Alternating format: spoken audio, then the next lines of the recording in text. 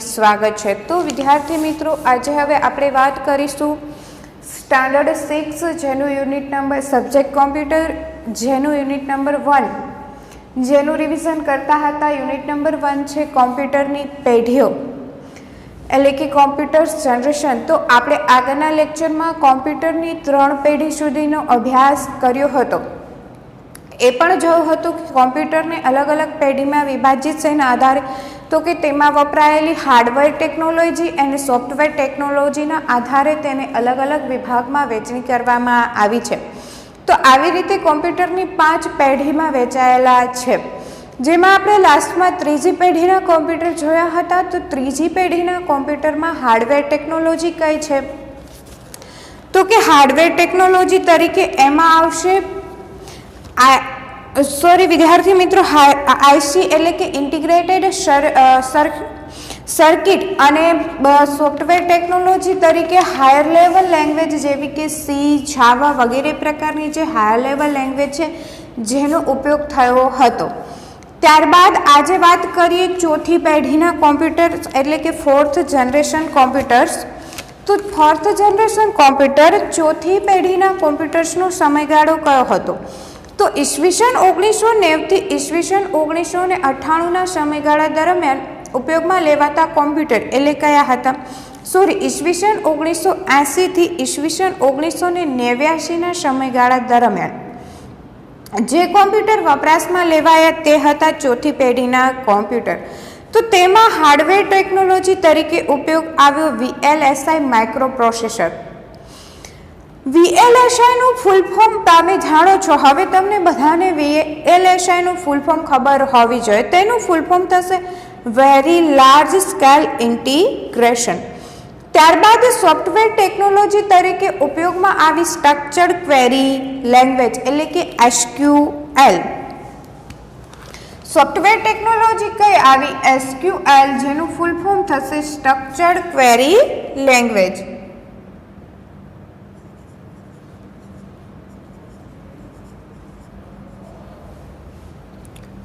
Structured query language. तो चौथी पेढ़ीना computer में जो सॉफ्टवेर टेक्नोलॉजी नो उपयोग थयो ए सॉफ्टवेर टेक्नोलॉजी हती SQL एटले के स्ट्रक्चर्ड क्वेरी लैंग्वेज। अने तेना उदाहरण तरीके आवशे IBM PC अने Apple II वगैरह जे PC छे ए कई? तो कि चौथी पेढ़ीना कॉम्प्यूटरना उदाहरण छे। त्यारबाद सौप्रथम जोईए चौथी पेढ़ीनी समजूती अने त्यारबाद जोशुं तेनी लाक्षणिकताओ। तो चौथी पेढ़ीना कॉम्प्यूटर्समां माइक्रो प्रोसेसरनो उपयोग करवामां आव्यो हतो, एटले के हार्डवेर टेक्नोलॉजी तरीके शुं लेवामां आव्युं? Micro processor लेवायुं। ईस्वीसन 1669 मां टेक होफे माइक्रो प्रोसेसरनी शोध करी। तो कि माइक्रो प्रोसेसर कोना द्वारा अने क्यारे शोधायुं? तो ईस्वीसन 1969 मां टेड होफे माइक्रो प्रोसेसरनी शोध करी हती। तेमां कई? तो कि VLSI प्रकारना माइक्रो प्रोसेसरनो उपयोग थयो छे। माइक्रो प्रोसेसर तो खरुं, परंतु कयुं? VLSI, जेनुं फूल फॉर्म हमणां ज मैं कह्युं, वेरी लार्ज स्केल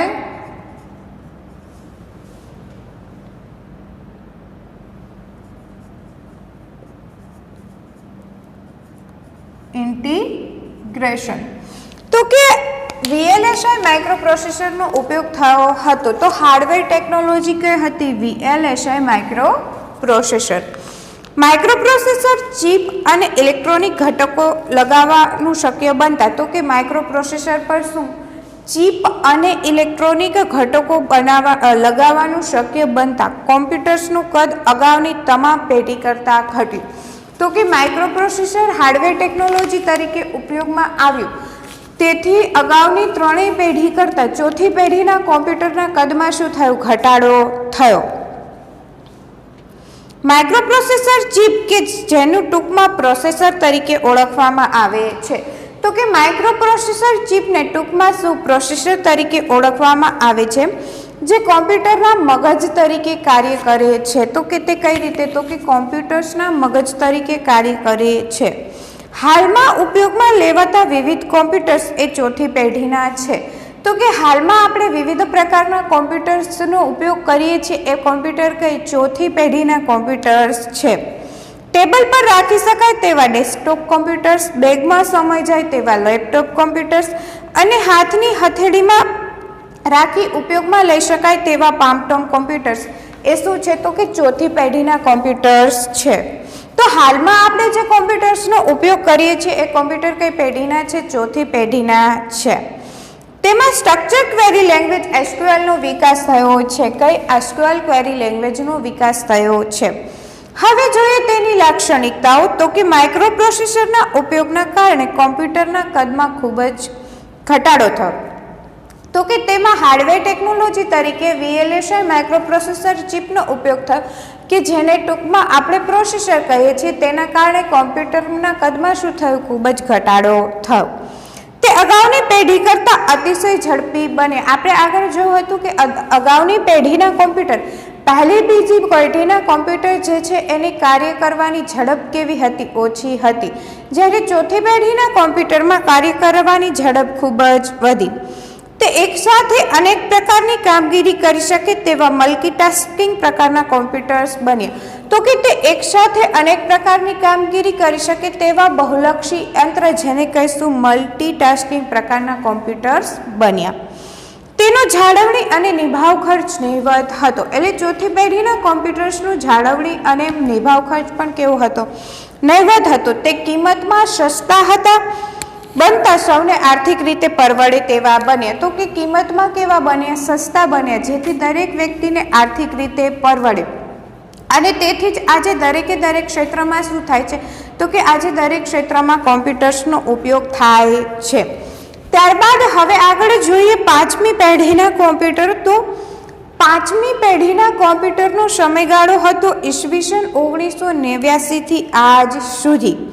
એની હાર્ડવેર ટેકનોલોજી હતી એમાં પણ માઇક્રો પ્રોસેસરનો જ ઉપયોગ થયો હતો. પરંતુ ચોથી પેઢીમાં VLSI માઇક્રો પ્રોસેસર હતું. એવી જ રીતે પાંચમી પેઢીમાં ULSI માઇક્રો પ્રોસેસરનો ઉપયોગ શરૂ થયો. તો ULSI નું ફૂલ ફોર્મ થશે ultra large query language.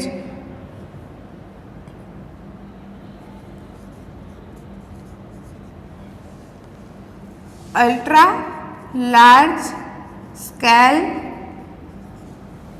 Integration.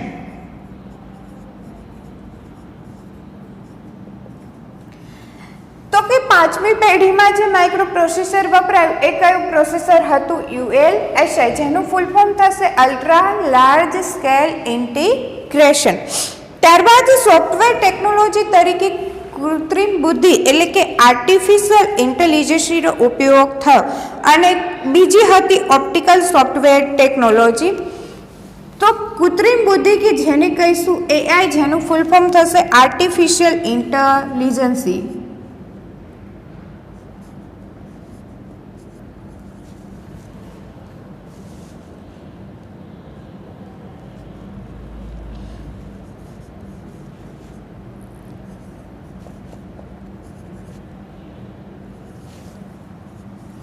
તો કે સોફ્ટવેર ટેકનોલોજી તરીકે કઈ કૃત્રિમ બુદ્ધિ AI એટલે કે આર્ટિફિશિયલ ઇન્ટેલિજન્સનો ઉપયોગ કરવામાં આવ્યો હતો.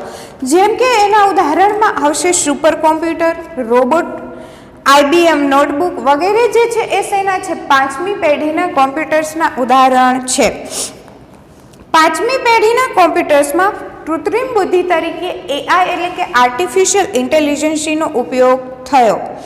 તેમાં માઇક્રોપ્રોસેસર કયું આવ્યું? ULI માઇક્રોપ્રોસેસર હાર્ડવેર ટેકનોલોજી તરીકે ઉપયોગ થયો. તો તે શું છે? અલ્ટ્રા લાર્જ સ્કેલ ઇન્ટિગ્રેશન પ્રકારના માઇક્રોપ્રોસેસરનો ઉપયોગ કરવામાં આવે છે. તે મનુષ્યની જેમ શીખીને સમસ્યાનો ઉકેલ લાવવાની સુવિધા પૂરી પાડે છે. તો પાંચમી પેઢીના કોમ્પ્યુટર છે એ શું કરે છે? મનુષ્યની જેમ શીખીને સમસ્યાને ઉકેલ લાવવાની સુવિધા પૂરી પાડે છે. એના ઉદાહરણમાં આપણે જોયું રોબોટ. તો રોબોટની આપણને ખબર છે કે માનવી કરે તે દરેક પ્રકારનું કાર્ય આજકાલ રોબોટ કરતા થયા છે. કે એક વખત તમે રોબોટને કોઈ કાર્ય સોંપો છો તો માનવની જેમ જ રોબોટ પણ એ કાર્ય કરી શકે છે. કૃત્રિમ બુદ્ધિના કારણે સુપર કોમ્પ્યુટર અને રોબોટ પ્રકારના કોમ્પ્યુટર્સનો વિકાસ થયો. તો કે સોફ્ટવેર ટેકનોલોજી તરીકે એઆઈ આર્ટિફિશિયલ ઇન્ટેલિજન્સ કે જેને કૃત્રિમ બુદ્ધિ કહે છે તેના કારણે રોબોટ અને સુપર કોમ્પ્યુટરનો શું થયો? વિકાસ થયો. તે ઉપયોગકર્તા સાથે મૈત્રીપૂર્ણ અને બુદ્ધિપૂર્વક વ્યવહાર કરી શકે તે માટે તેમાં ઓપ્ટિકલ સોફ્ટવેર ટેકનોલોજીનો ઉપયોગ કરવામાં આવ્યો છે. તો કે ઉપયોગકર્તા સાથે સુપર કોમ્પ્યુટર અને રોબોટ કોમ્પ્યુટર મૈત્રીપૂર્ણ અને બુદ્ધિપૂર્વકનો વ્યવહાર કરી શકે તે માટે તેમાં ઓપ્ટિકલ સોફ્ટવેર ટેકનોલોજીનો ઉપયોગ કરવામાં આવ્યો છે. હાલમાં સંશોધકકારો અને વૈજ્ઞાનિકો આ પેઢીના કોમ્પ્યુટર્સનો વિકાસ કરી રહ્યા છે. તો આજે પણ 5મી પેઢીના કોમ્પ્યુટરનો વિકાસ શું છે? ચાલુ છે. વૈજ્ઞાનિકો અને સંશોધકકારો આનો હાલમાં પણ વિકાસ કરી રહ્યા છે. ત્યારબાદ જુઓ તો કે લાક્ષણિકતાઓ, તો કે આ પેઢીના કોમ્પ્યુટર્સમાં સર્જન શક્તિ, ધારણ શક્તિ અને પોતાની બુદ્ધિ હશે. તો 5મી પેઢીના કોમ્પ્યુટરમાં સર્જન શક્તિ હશે, ધારણ શક્તિ હશે, પોતે પોતાની ધારે કોઈ વસ્તુને ધારી શકશે અને પોતાની બુદ્ધિ એટલે કે કૃત્રિમ બુદ્ધિ પોતાની હશે. તે આપમેળે વિચારતા હશે. તો કે કોમ્પ્યુટર શું કરશે? આપમેળે વિચારતા થશે. તે આપણી ભાષાને સમજી શકે તે પ્રકારના હશે. તો કે આપણી જે માનવની જે ભાષા છે તે સમજી શકે તે પ્રકારના હશે. તો આ વાત થઈ કોમ્પ્યુટરના 5 પેઢીની. ચોથી અને 5મી પેઢીનો અભ્યાસ આજે કર્યો અને અગાઉની 3 પેઢી, પહેલી પેઢી, બીજી પેઢી અને ત્રીજી પેઢીનો અભ્યાસ આગળના લેક્ચરમાં કર્યો હતો. હવે જો વિદ્યાર્થી મિત્રો કોમ્પ્યુટરની પેઢીઓ, તેની હાર્ડવેર ટેકનોલોજી, સોફ્ટવેર ટેકનોલોજી અને ઉદાહરણોનું એક અહીંયા બોક્સ આપેલું છે કે જેમાં લખેલું છે. આપણે એક વખત એ બોક્સ પ્રિફર કરશું જેનાથી ફરી એક વખત 5 પેઢીનું રિવિઝન પણ થઈ જશે અને કોમ્પ્યુટરમાં જે 5 પેઢી છે તેમાં જે અલગ અલગ સોફ્ટવેર ટેકનોલોજી, હાર્ડવેર ટેકનોલોજી ઉપયોગમાં લેવાય છે તે પણ સમજાઈ જશે. તો સૌપ્રથમ હવે અહીંયા જોવો, અહીંયા હું લખીશ સમયગાળો, નહીં પહેલા અહીંયા લખશું પેઢી. તો અહીંયા લખીએ પેઢી, પેઢી પછી આવશે સમયગાળો, સમયગાળા પછી આવશે હાર્ડવેર ટેકનોલોજી, આનો અર્થ થશે હાર્ડવેર ટેકનોલોજી, અને ત્યારબાદ આવશે સોફ્ટવેર ટેકનોલોજી, અને ત્યારબાદ આપણે અહીંયા લેશું તેના ઉદાહરણ. સોફ્ટવેર ટેકનોલોજી થોડું આટલે લખી દઉં. હવે જોવો સૌપ્રથમ કઈ પેઢી આવશે? પહેલી પેઢી. તો પહેલી પેઢીનો સમયગાળો કયો હતો? ઈસવીસન 1945 થી ઈસવીસન 1955. તેમાં હાર્ડવેર ટેકનોલોજી કઈ હતી? તો કે વેક્યુમ ટ્યુબ,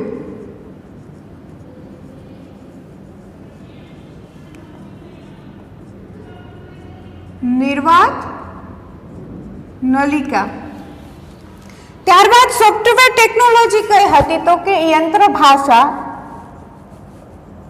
યંત્ર ભાષા કઈ છે? 0 અને 1. પહેલી પેઢીના કોમ્પ્યુટર કઈ? તો કે 0 અને 1 ધરાવતી દ્વિઅંકી ભાષા યંત્ર ભાષા સમજતા હતા, જેના ઉદાહરણ હતા ENIAC,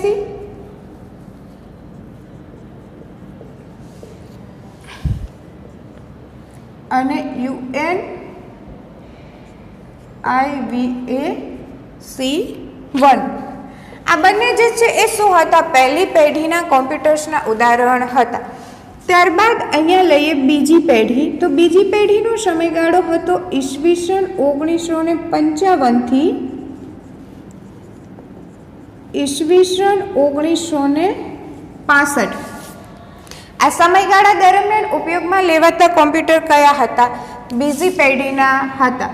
તો તેની હાર્ડવેર ટેકનોલોજી હતી ટ્રાન્ઝિસ્ટર.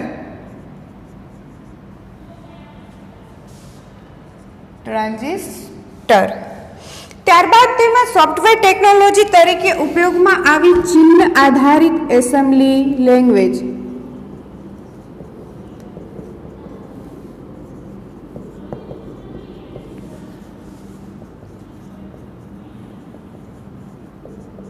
તો કે સોફ્ટવેર ટેકનોલોજી તરીકે શેનો? ચિહ્ન આધારિત એસેમ્બલી લેંગ્વેજનો ઉપયોગ થયો. જેના ઉદાહરણમાં આવશે IBM, કયું આવે 1620, IBM 730 અને ત્રીજા નંબર પર આવશે IBM 7094. તો આ વાત થઈ બીજી પેઢીના કોમ્પ્યુટરની. ત્યારબાદ આવશે ત્રીજી પેઢી. તો ત્રીજી પેઢીના કોમ્પ્યુટરનો સમયગાળો હતો ઈસવીસન 1965 થી ઈસવીસન 1980. તો આ સમયગાળા દરમિયાન ઉપયોગમાં લેવાયેલા કોમ્પ્યુટર કયા હતા? ત્રીજી પેઢીના હતા. તેમાં હાર્ડવેર ટેકનોલોજી કઈ હતી? IC, integrated circuit. IC નું ફૂલ ફોર્મ હવે યાદ રહી જવું જોઈએ, ઇન્ટિગ્રેટેડ સર્કિટ. અને સોફ્ટવેર ટેકનોલોજી તરીકે ઉપયોગમાં આવી છે હાયર લેવલ લેંગ્વેજ, જેવી કે COBOL, JAVA, જાવા વગેરે. આ બધી જે છે એ શું થયું તો કે ત્રીજી પેઢીના કોમ્પ્યુટરમાં સોફ્ટવેર ટેકનોલોજી તરીકે કયું આવ્યું? Higher level language. જેના ઉદાહરણ આવશે IBM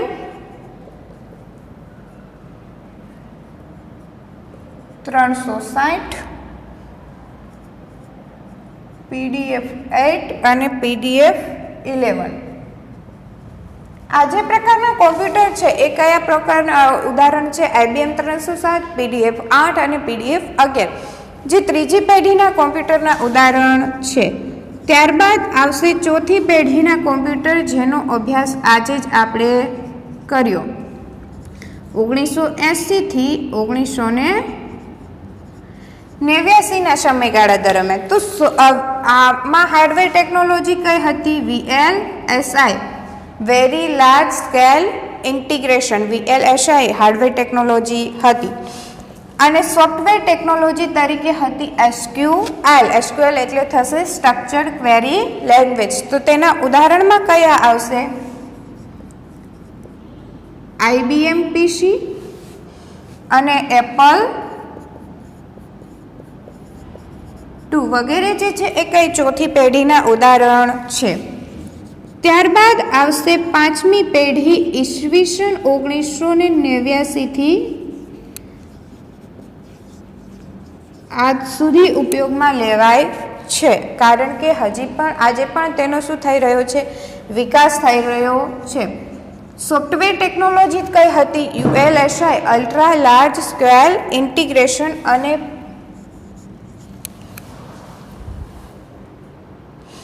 IC એટલે થશે આર્ટિફિશિયલ ઇન્ટેલિજન્સી, જે શું થયું હતું? સોફ્ટવેર ટેકનોલોજી હતી. અને ત્યારબાદ તેમાં એક ઓપ્ટિકલ સોફ્ટવેર ટેકનોલોજીનો ઉપયોગ થયો છે.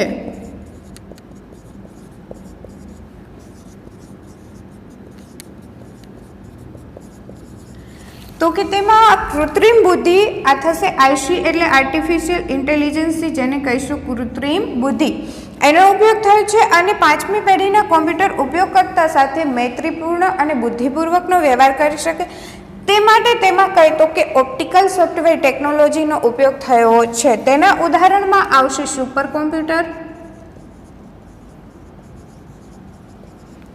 રોબોટ અને IBM નોટબુક. તો આ વાત થઈ પાંચમી પેઢીના કોમ્પ્યુટરની. અહીંયા જો વિદ્યાર્થી મિત્રો, દરેક પેઢીના કોમ્પ્યુટર્સની પેઢી, સમયગાળો, હાર્ડવેર ટેકનોલોજી, સોફ્ટવેર ટેકનોલોજી અને ઉદાહરણ આપેલા છે. આટલું જો યાદ રહી જશે તો આસાનીથી તમને કોમ્પ્યુટરની 5 પેઢી યાદ રહી જશે. તો આવી રીતે કોમ્પ્યુટરમાં અલગ અલગ હાર્ડવેર ટેકનોલોજી અને સોફ્ટવેર ટેકનોલોજીનો ઉપયોગ થયો. એવી રીતે કોમ્પ્યુટરને અલગ અલગ 5 પેઢીમાં વિભાજિત કરવામાં આવ્યા. પાંચમી પેઢીના કોમ્પ્યુટર કે જેનો વિકાસ હાલમાં પણ વૈજ્ઞાનિકો અને સંશોધનકારો કરી રહ્યા છે. તો અહીંયા આપણું આ ચેપ્ટર નંબર 1 કોમ્પ્યુટરની પેઢીઓ પૂર્ણ થાય છે. તો હવે આગળનો અભ્યાસ આપણે આગળના નેક્સ્ટ લેક્ચરમાં કરીશું. તો થેન્ક યુ વિદ્યાર્થી મિત્રો.